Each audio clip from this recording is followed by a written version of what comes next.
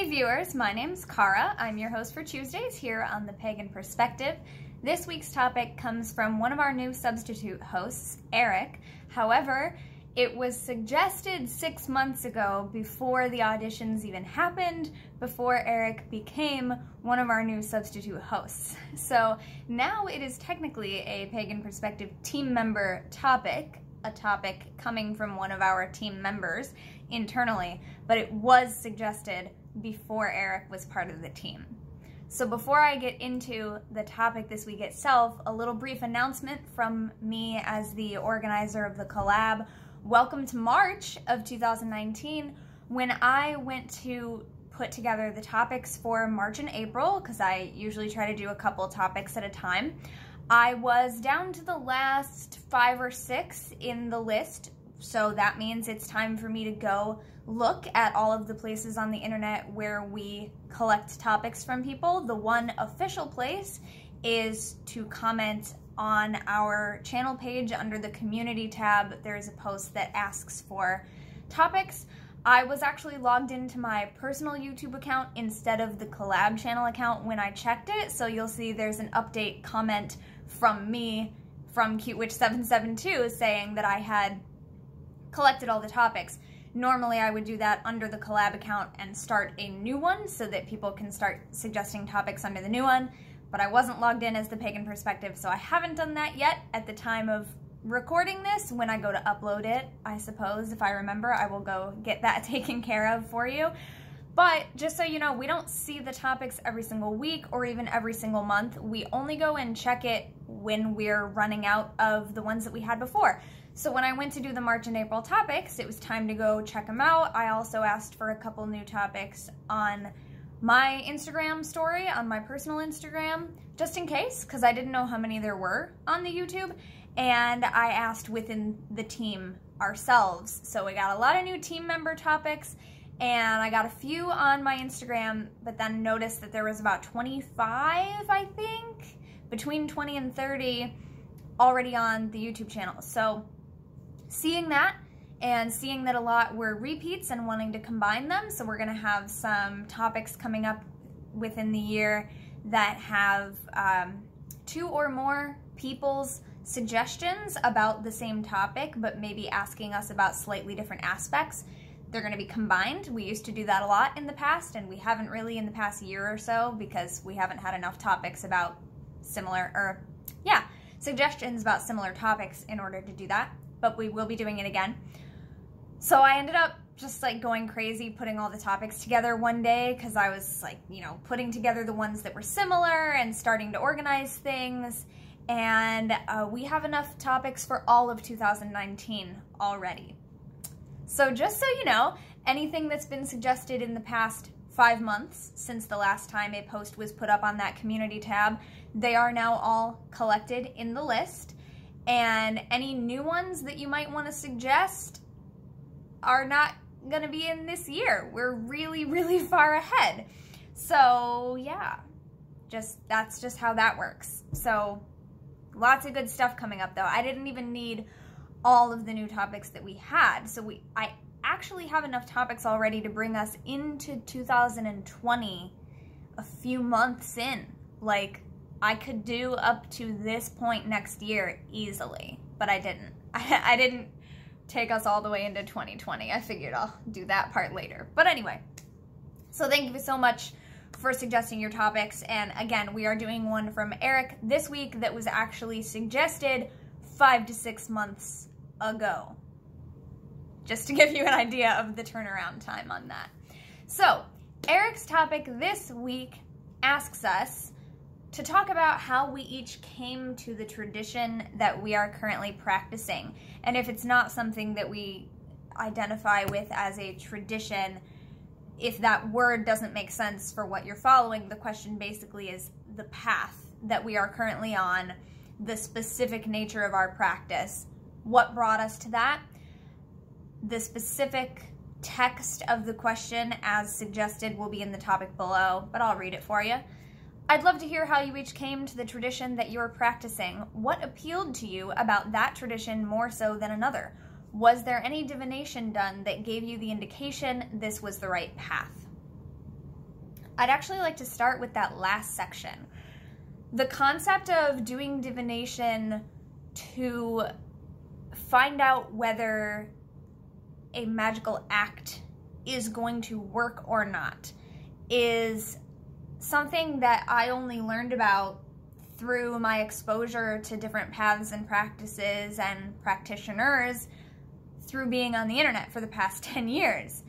That is not something that I had ever really thought about or ever done. So, like, if you also are unfamiliar with that concept, some people, before doing a spell, for example, will do a divination of some kind, whatever form of divination you like to use, to find out whether or not the spell will work. And then if the divination comes back basically negative, that tells them, okay, I need to refine this spell and change something about it before I do it. I've never done that. I've never done the divination beforehand thing.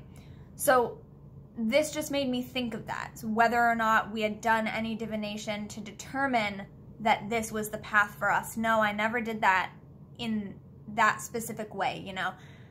But at the same time, I do use divination throughout my practice for smaller questions and like smaller individual moments of like, is this the right thing for me to be doing right now?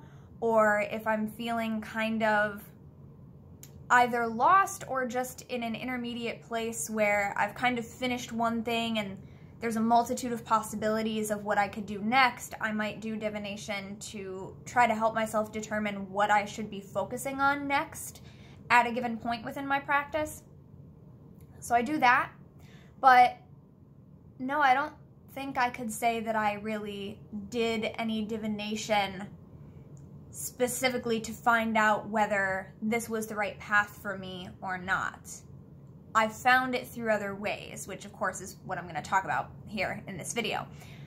But I suppose in a way it depends on what you think of as doing divination. I did not do any divination specifically on purpose, like I'm gonna do a card reading to find out if this is the path for me, or I'm going to ask my pendulum if this is the right path for me. No, I did not consciously do anything like that. There were, however, signs and signals and messages from the universe that helped me determine that this was the right path for me. And those types of messages and receiving information just kind of from the universe and from the world around you, forms of divination are based on those things, but it wasn't like me consciously deciding to throw the stones or throw the runes or anything like that, you know. It was more of like, maybe I was wondering it in my mind and then I went out on a walk and I was able to divine the answer to my question through messages through the world around me. Yes, that definitely happened. So yeah, it depends on what you consider divination or doing divination. I receive a lot of messages about things that I've been wondering about by just wondering about it constantly, and then as I go through my life and through the world, noticing when answers are coming to me. I'm getting better at listening to that. So, how did we come to the tradition that we're practicing? What appealed to us about that tradition more so than another?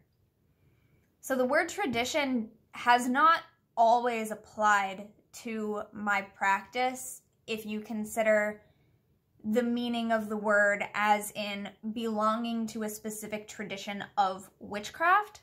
I have not always belonged to a specific tradition of witchcraft, and I don't know if I would say I do now either, but there's definitely some more connections to specific traditions today. When I started out my practice, and I have an old video on my channel about this, I first discovered basically Wicca, which is true for a lot of people first finding the path. If they are interested in a witchcrafty type thing, Wicca is often the specific type of that people find out about first through various sources, through mentions in various forms of media. I think that people who really initially are drawn to something pagan, or they might think of it as just something older, something before Christianity, something polytheist, for example, or something nature-based, if it's not witchcraft necessarily that's in someone's mind, I think that those are the people that often might find something like Druidry first, or Norse Germanic polytheism, or even Kemeticism, Egyptian polytheism, because there are some people who find those things first. I think that the majority of people who find Wicca first are often, maybe not always, but this is just a theory, are often looking for something kind of witchcrafty related. So that was me. I was introduced to the concept of Wicca both through my cousin, who, when I was about 10 years old, was already identifying as a Wiccan. So I kind of just had that name in my head. I didn't really know much about it at that point. I just knew that it was a thing. And then I was a big fan of the TV show Charmed. So, you know, we talk about media representations of witchcraft and witches all the time. And yeah, we know that the media representations of certain things are exaggerated or are completely unlike anything that we're really doing in the real world. But Charmed was one of the places where I first saw and heard characters talking about witchcraft, talking about magic, family traditions, doing spells, and it's one of the first times that I heard the word Wicca in relation to all of that. And then with my cousin identifying as it, that just sort of started to come together for me, and that's when I realized, oh, this is a real thing that people do. This is a religion that people practice. And that's really when I started learning more about it. I was between 10 and 12 years old. So that's what it was for me in the beginning. That's how I came to start studying that. And then what appealed to me about Wicca, or witchcraft specifically, or that's not the specific part, Wicca specifically, witchcraft in general, there we go, was the belief in magic, the belief that magic is something that we can do, it's something that we can utilize, it's a tool that is ever present and naturally existent within the universe that some human beings choose to tap into and use.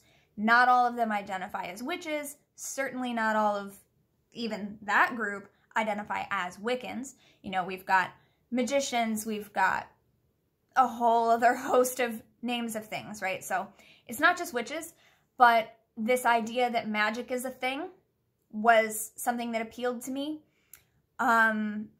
Definitely the initial, like, what I thought of as witches as a 10-year-old, even back then, I was not one of the kids who grew up with the impression that witches are evil and ugly and nasty and horrible beings. And again, maybe it's because I watched, like, Charmed and The Craft, but I thought of witches as just people, and I generally considered them really cool. I still consider us really cool, so, you know, there's that. Not growing up with automatic negative associations with those things definitely helps. I did not have as much baggage about it as other people may have. And then Wicca specifically appealed to me at the time, and still does, because of the polarity, the balance of opposite yet not opposing, as I believe Starhawk puts it. I think that's a Starhawk quote. Opposite but not opposing forces coming together for balance. I loved that the goddess has a really prominent part, and the types of Wicca that I was researching and studying were not the types that were goddess-only centric. They were the types that really promoted and strove to achieve a balance of the binary genders as an example of a polarity in the universe. And it wasn't just specifically man and woman. From the stuff I was reading, I was getting this impression, which is how I still think of it today, that it was very symbolic, that male and female was only one symbolic representation of polarities that we see in so many other ways, whether it be light and dark, happy and sad, wintertime and summertime, you know, whatever. So all of that was clear to me and was appealing to me. So the fact that the goddess had a role, there was a little bit of feminism in there for me, coming from Catholicism and the religion and traditions of my family being very patriarchal, never really vibing with that, even as a young kid up to the age of 10. By the time I got there, I already knew that wasn't for me, and I just thought and felt and believed other things. So there was definitely that, but a lot of it was that kind of balance aspect and the nature honoring and nature reverence part of it. Again, for me, it was never my impression that it was nature worship, which is, I feel like, a really big misconception that other people have about nature-centered paths, that they think we worship nature. That was never the case for me. That's not the impression that I got from the sources that I was reading. So that was never a hang-up for me. I know a lot of people who have sort of a Christian-based upbringing who that was a big stumbling block for, because you're taught that the creation is separate from the creator. And there was this impression, and I think still is for some people, that we are worshiping nature as the creator. Now, I happen to be an animist and a pantheist and a panentheist. You know, there's all these different words. So I can't necessarily refute that. I do think that deity is present in everything. Divinity is present in everything. So that's a separate conversation, but you know what I mean. So for me, it was very much like, yeah, we honor nature, we are reverent toward it, we respect it, but there was the deity aspect, that deity is present in everything, but maybe also more than everything, or maybe it's just that everything is more than we really can comprehend. This is 10, 11, and 12-year-old Kara. Like, yes, Wicca is so cool, right? So now, fast forward to 2012, we'll start there. I graduated from college, and I really dove deeper into my practice. And I believe, I'd have to look back at my journals. Again, this is why I recommend journaling about your practice, because then when you forget about when things happened and how things happened and how you felt at the time, it's really great to be able to go back and check and see what date it was, what year it was, what your thoughts were at that time, because now, 10 plus years later, I have very specific thoughts about things, and I know that they're different from what I thought before, but the only reason that I really understand that fully and can even compare it is because I have journals from what I thought back then. So I have to check, but I think it was 2012. I finally read The Spiral Dance by Starhawk, which had been recommended to me previously by Dancing Rabbit, one of our former and one of the original members of the Pagan Perspective collab. Dancing Rabbit knew that Spiral Dance was for me before I knew that Spiral Dance was for me. He had recommended it to me years before. I had found it at the bookstore several times, flipped through it, and there was just something about it that kept telling me, I'm not ready for that yet. So I kept putting it away. After I graduated from college, I went back to the bookstore, pulled it off the shelf, opened it, and the feeling came, yes, you're ready for this now. So I finally read Spiral Dance, and I was ready for it, finally. And I never went back. I fell in love with the reclaiming tradition of witchcraft, and that's why I say that now the word tradition, in terms of a specific tradition of witchcraft, applies more to my path now, because although, as everything I do, the reclaiming tradition of witchcraft is not necessarily your typical tradition or what people think of as a tradition of witchcraft, it definitely is, right? So it expands our limitations of definitions just a little bit. Thorne Mooney's book, Traditional Wicca, A Seeker's Guide, I forever recommend. But also, I think in specific relation to this topic, Traditional Wicca, Thorne's book, gives you a very good idea of what characteristics and qualities are found in traditions of Wicca that make up what we think of as traditional in that sense. And not all of those things directly apply to the reclaiming tradition, but the reclaiming tradition is a tradition in that it has specific ways of doing things that people are trained in those specific ways to then become teachers to be able to teach others those specific ways. And so we all have that same kind of, similarly to being in an initiatory tradition of Wicca, there is a core base of knowledge and the way that ritual is done, the way that we work with the elements for magic, the way that we do magic, you know, there are all these things that there's sort of a core structure that everybody who identifies with that tradition has in common. Like Thorne says in her book, she could meet another Gardnerian Wiccan from across the country and they would know that they both have a very specific core set of practices because they are part of that tradition. So reclaiming has that kind of thing, but beyond that, there's a lot of room for expansion and improvisation, creativity, imagination. There's so much.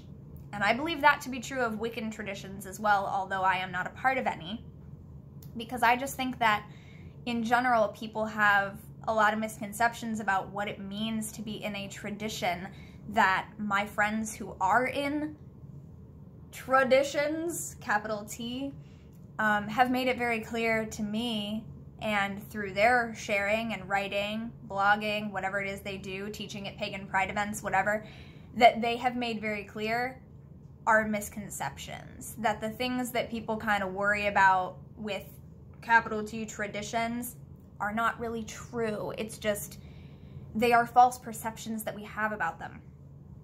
But anyway, I fell in love with the reclaiming tradition after reading Spiral Dance, and then I wanted to do more with it, so I read and worked through by myself the sequel, The 12 Wild Swans, which was co-written by Starhawk and Hilary Valentine. And I do own both of those books. I should have brought them out here. I should have known I was going to be talking about them, but you've seen them before in my bookshelf tours on my personal channel on CuteWitch772, and you can look them up. But anyway, The 12 Wild Swans is written to be basically the format of a week-long intensive reclaiming witch camp, but you work through it on your own. And you can work through it in a variety of ways. So the book includes 3 different paths. When you go to a camp, you take one class, basically, or it's called a path, and you take that path for the week.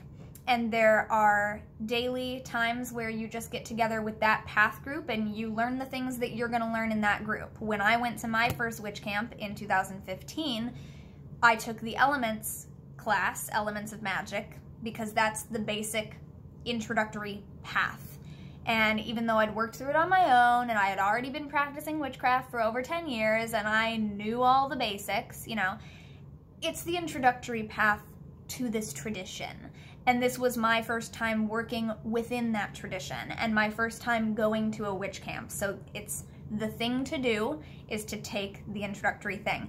And there were a lot of things that I already knew. There were also a lot of things that really awesomely expanded on things that I already knew. And there were definitely things that I learned that were just totally brand new to me.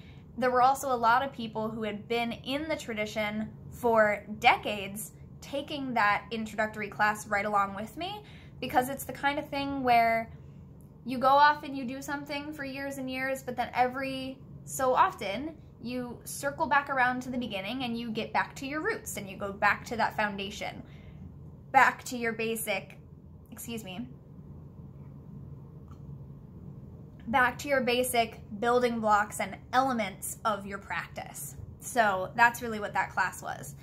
And I did that. So I went to my first witch camp because I read through 12 Wild Swans, fell in love with it. I asked a lot of my YouTube friends at the time to give me challenges, initiatory style challenges, which is something that I learned about through these books about reclaiming. The way that reclaiming does initiations is different because it is not required that you are initiated into the tradition, and you do not learn any special secret things by getting initiated. Phoenix LaFaye has described it as choosing to marry her tradition because she loved it, it's home, and it's not something you have to do, and it's not something that awards you any special new secret knowledge or power within the tradition. It's just something that you do because you love it and you want to bind yourself even more closely to it. So I asked my friends to give me initiatory style challenges that I could just do on my own. I just felt like there was a lot of stuff that I could learn that way. And after doing that, I found out or realized that Brendan, formerly of Pagan Perspective, is a reclaiming teacher and was going to be teaching at a witch camp in my country, in the United States. So I decided to go to that witch camp, and Brendan was one of my teachers. Loved it. I've been going to as many workshops and intensive weekend workshops as I can since then. I'm working toward becoming a trained teacher. I just fell in love with it. But what does that mean? Why did I fall in love with it? Eryk wants to know why. What is it that appealed to us about these traditions more than other things?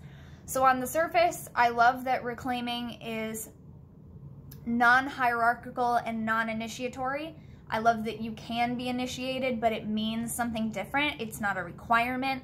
I love that it is non-hierarchical in the sense that there is not just one or two people at the top and everyone else is in levels below them. It's really a tradition that focuses on cooperation and cooperative teaching. So not only was 12 Wild Swans co-written by two authors, but all of the classes and camps and things that you would go to, workshops, all these types of things, they are facilitated by a group of teachers. So you will always have two or more teachers for a specific thing, and that is to model shared power so that no one person is responsible for everything. It's all cooperative and team-based. Now, there might be instances where you only have one teacher, such as like me, where I live, there is no established reclaiming community. So because I've taken a few of the classes, I've taken some leadership skills, stuff like that, I've done some work with the nearby communities, I can technically teach in my area for the purpose of building community, to get more people up to that point where we have a group that we can then lead together in community. And that's what I really love, is that everyone has an equal opportunity to participate, even when you are in a workshop where there are 2 or 3 people who are in charge of facilitating it. There becomes a point where they start asking for volunteers to do everything. And they are not the people who are casting the circle every time and invoking the elements every time. We all do it together, or different people volunteer, and you can do things in different ways and just really bring each individual person's personal power and magic and style. You know, someone might invoke an element by doing a dance if they are really into movement, and the next person might invoke an element with a very traditional rhyming verse poem. The next person might do it with a popular song that evokes the energy of that element, you know, whatever. Like, I just love that. I think it's really cool. Reclaiming is also known for ecstatic ritual, which I feel like you can't really know the difference between that and something else until you experience them.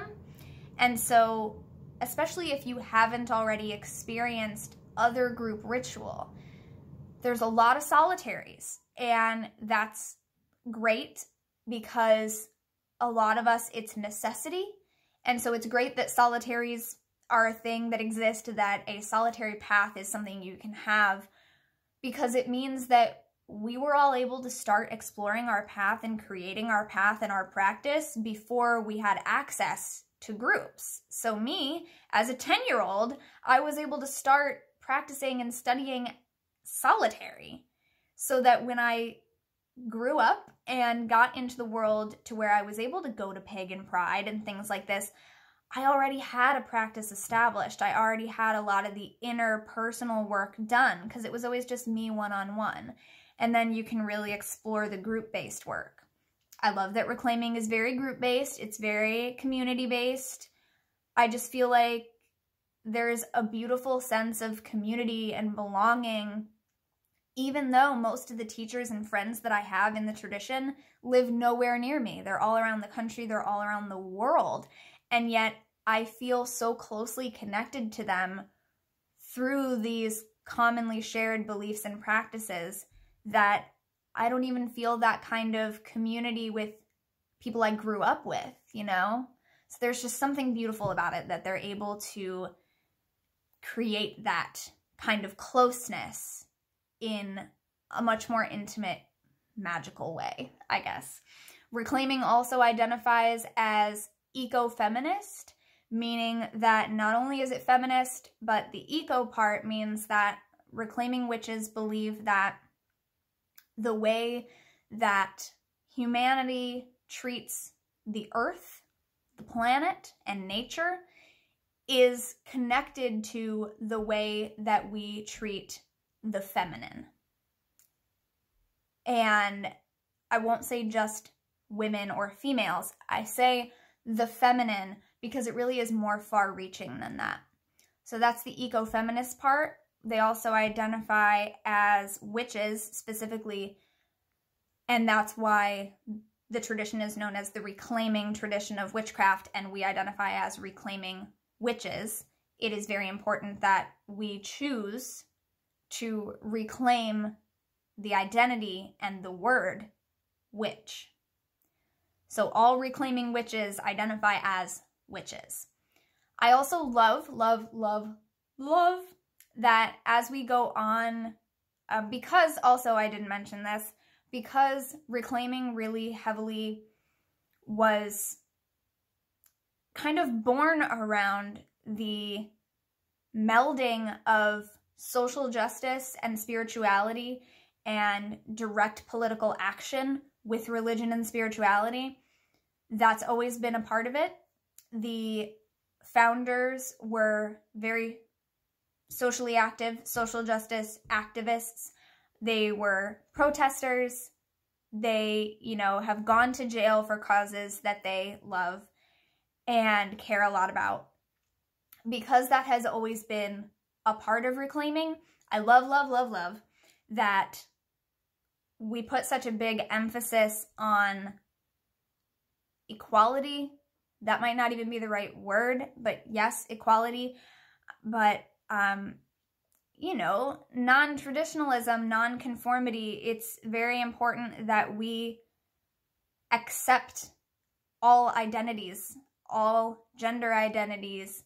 We try to make things accessible both for abled and disabled folk. We try to make things accessible and welcoming to all sexual identities, all genders, all races. And cultural appropriation is an issue that is taken seriously. Intersectionalism is an issue that is taken seriously. We ask ourselves difficult questions like, how are we making this space too much about us? Where can we take a step back? Where can we raise up those voices of those who in general society are otherwise marginalized? I'm starting to not be able to talk because I've been talking so passionately for 34 minutes. And I have to say, that's really good for me personally to do every now and again, because with my depression and anxiety and my own mood swings and ups and downs, I sometimes truly feel like there is an energetic block to me feeling things. One thing that a lot of us might experience with depression is that we get really numb. And so there are times in my life where I truly feel like nothing makes me happy, nothing matters, and just for some reason I can't seem to get excited about things. And then people will ask me about witchcraft, and this happens. So I'm not going to apologize for the length of the video this time because I think this is so important. And so I'm really looking forward to watching everyone's videos this week because I am excited to see everyone else get as excited as I am talking about what I love about the tradition that I'm learning within now, and even about Wicca and what I loved about it when I was 10 years old that started me on this path in the first place. And reclaiming does have some Wiccan roots as well, because the people who started it were knowledgeable about Wicca and specific traditions, and also lots of other traditions that got brought together into how they do things. So there was a lot already that when I went to my first reclaiming witch camp already felt very familiar to me, because I also come from a generally Wiccan-based background. So there's a lot of basic stuff. But really, I will say, just to close out,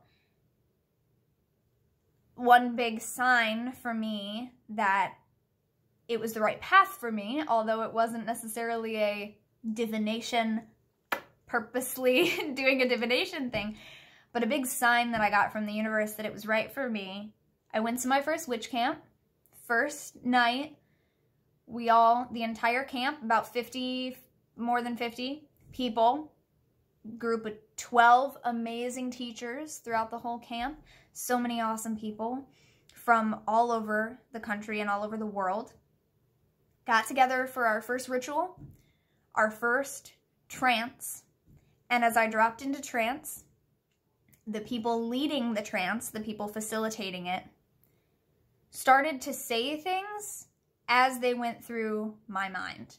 Like, I started having thoughts sitting in this trance like, what am I doing? Why am I here? And the facilitator would say, what are we doing? Why are we here? And that kept happening to me over and over throughout the course of the camp. But it all started at that first trance where everything that I thought came out of one of the facilitators' mouths. And I just felt like, oh my gosh, I'm really tuned into this. This is so much naturally a part of me that my thoughts are literally coming out of someone else's body right now. And I just felt like that is so cool. So if you're interested in reclaiming, definitely hit me up. I also talked about it in a new video on my personal channel where I talked about some stuff I've been up to recently. I talked about readings, rewards from my Patreon, and reclaiming. So check that out. I was talking about how there's no reclaiming community in my area, and I have kind of been in touch with the people in an online forum for my area. It's actually a tri-state area of 3 states, Ohio, West Virginia, and Kentucky, where there don't seem to be any reclaiming communities active in the area. This discussion group was empty for years. No one was getting any replies. After I went to my first witch camp, I found that group in 2016. I started posting, telling people to get a hold of me. Even though I'm not in those other states, I just want to help people get connected to it.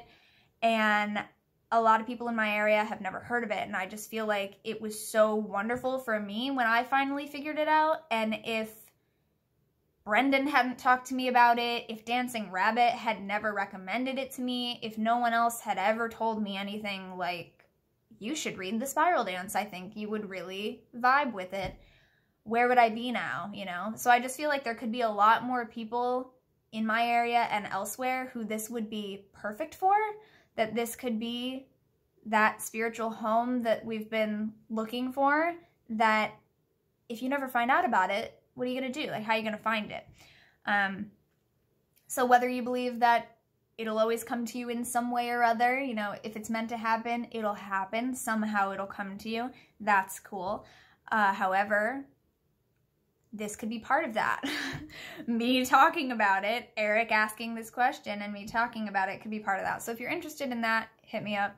But also, just let us know in the comments or make a video response. I would love to see video responses to this topic, letting us know what brought you to the specific type of paganism or neo-paganism, or even if you don't identify as a pagan, witchcraft, or whatever your nature-based spirituality is. Or maybe it's not nature-based, maybe it's polytheist but not nature-based. There's so many things. Let us know how you came to that. How did you feel drawn to it? What was the call that you answered? Hello? Yes, thank you. I'm so in. Let us know in the comments or in a video response. I'd love to see it. Until then, thank you very much for watching. Don't forget to be awesome, blessed be, and goodbye. And thank you, Eryk, for such a wonderful topic. Bye.